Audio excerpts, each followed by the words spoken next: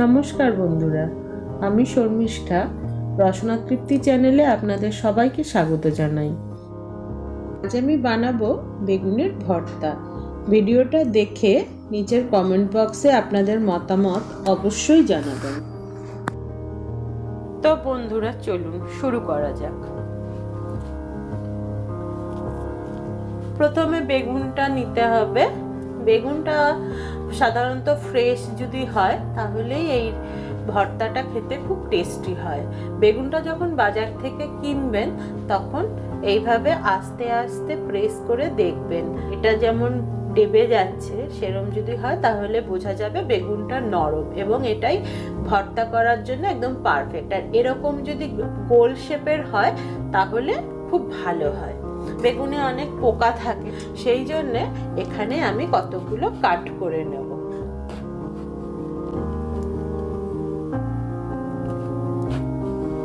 দিয়ে আমি দেখতে পাবো যে এর মধ্যে পরিষ্কার আছে, যে কাঠগুলোর মধ্যে আমি রসুন কোয়া আর কাঁচা লঙ্কা ঢুকিয়ে দেবো। রসুনগুলো কিন্তু আমি খোসা ছাড়াইনি।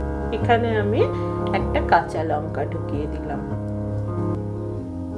রসুন আর কাঁচা লঙ্কা দিয়ে বেগুনটা পোড়ানো হলে বেগুনটা খুবই টেস্টি হয়।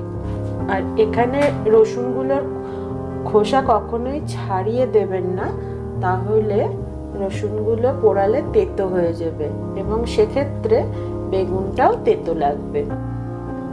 এবার আমি বেগুনটার উপর একটু তেল মাখিয়ে নিলাম।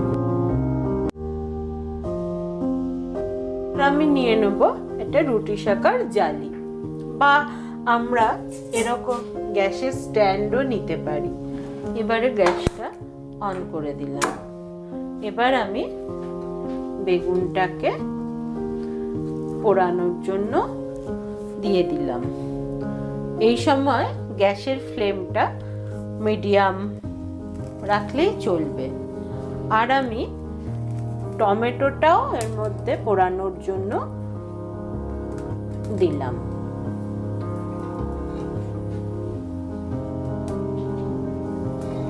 বেগুনটা পোড়ানোর সময় গ্যাসের ফ্লেমটা একটু বাড়িয়ে কমিয়ে আর এইভাবে একটু নাড়িয়ে নাড়িয়ে করতে হবে, যাতে পুরো বেগুনটাই সব দিকটাই যেন সমানভাবে পোড়ে। টমেটোটাও এই কারণেই পুড়িয়ে নিচ্ছি যাতে টমেটোর মধ্যে ওই স্মোকি ফ্লেভারটা থাকে। দেখুন এই পাশটা বেগুনটা প্রায় হয়েই গেছে। আমি একটু আবার ঘুরিয়ে দিলাম। এইভাবে মাঝে মাঝে একটু বেগুনগুলো ঘুরিয়ে ঘুরিয়ে দিতে হবে, তাতে বেগুনটা চারিদিকটা সমানভাবে ঝলসে যাবে।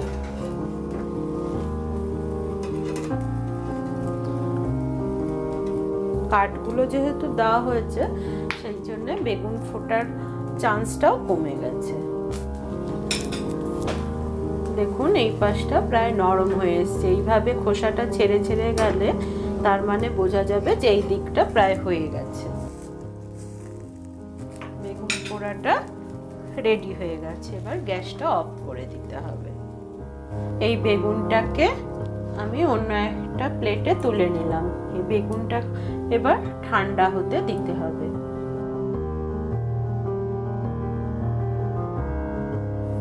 তো প্রথমে এবার টমেটোটা খোসাটা ছাড়িয়ে নিতে হবে।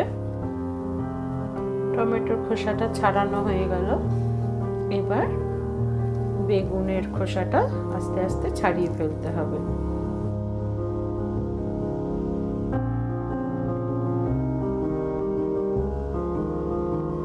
বেগুনের খোসা পুরো ছাড়ানো হয়ে গেছে আমার। রসুনের খোসাটাও আমাকে ছাড়িয়ে নিতে হবে। এবার বেগুনের এই বোটাটা আমি কেটে নিলাম। এবার এগুলো সব একসাথে আমি মেখে নেব।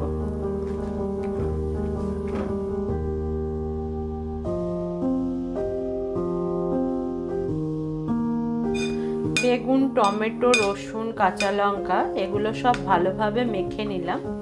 অনেকে শুধু বেগুন পোড়াও খেতে খুবই পছন্দ করেন, সেক্ষেত্রে এর মধ্যে সামান্য পেঁয়াজ কুচি আর ধনেপাতা কুচি দিয়ে মেখে পরিবেশন করতে পারেন।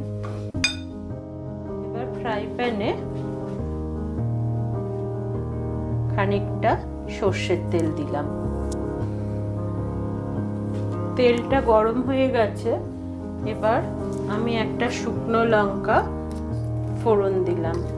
চারি সাইডের দুটো পেঁয়াজ দেখুন একটু বড় বড় কুচি করে রেখেছি, এইভাবে আমি তেলের মধ্যে দিয়ে দিলাম। পেঁয়াজটাকে খুব বেশি ভাজবেন না, কারণ এটা ক্রাঞ্চিনেসটা চলে গেলে খেতে তত ভালো লাগবে না।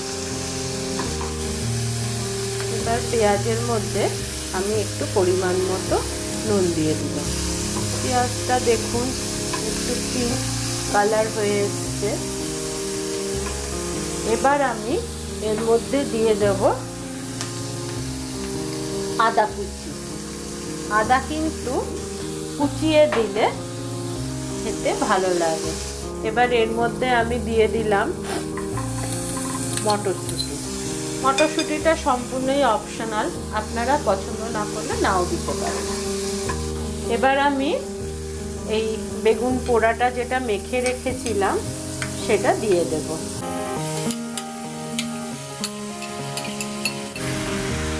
বেগুন যখন মেখেছিলাম তখন কিন্তু আমি নুন দিইনি, আমি পেঁয়াজের মধ্যে নুন দিয়েছিলাম। পেঁয়াজগুলো ভাজার জন্য যেটুকু প্রয়োজন সেটুকুই, সেই জন্য পরিমাণ মতো নুন, মনে রাখতে হবে আগে অল্প নুন দিয়েছিলাম, সেই জন্য আবার বেগুনের মধ্যে অল্প নুন দিয়ে দিলাম, জাস্ট 1 পিঞ্চ চিনিও দিলাম। এবার এটা ভালো করে নাড়াচাড়া করতে হবে। এর মধ্যে আমি একটুখানি জাস্ট শুকনো লঙ্কার গুঁড়ো দিলাম, কাশ্মীরি লঙ্কার গুঁড়ো দিয়ে দিলাম, আর 1 টিস্পুন মতো দিয়ে দিলাম টমেটো কেচাপ।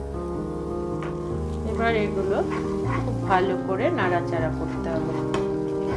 আর এর মধ্যে দিয়ে দেব খানিকটা ধনেপাতা, আর কিছুটা ধনেপাতা আমি রেখে দেব গার্নিশিং এর জন্য।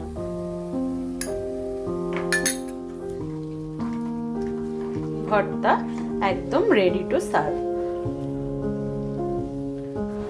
এবার শুধু একটু ধনেপাতা কুচি ছড়িয়ে দিলেই এটা একদম রেডি। ভাত, রুটি, পরোটা, নান সবকিছুর সাথেই বেগুন ভর্তা খুব ভালো লাগে। রেসিপিটি ভালো লাগলে ভিডিওটি অবশ্যই লাইক ও শেয়ার করবেন, আর যারা এখনো চ্যানেলটি সাবস্ক্রাইব করেননি তাদের কাছে অনুরোধ এখনই চ্যানেলটি সাবস্ক্রাইব করুন।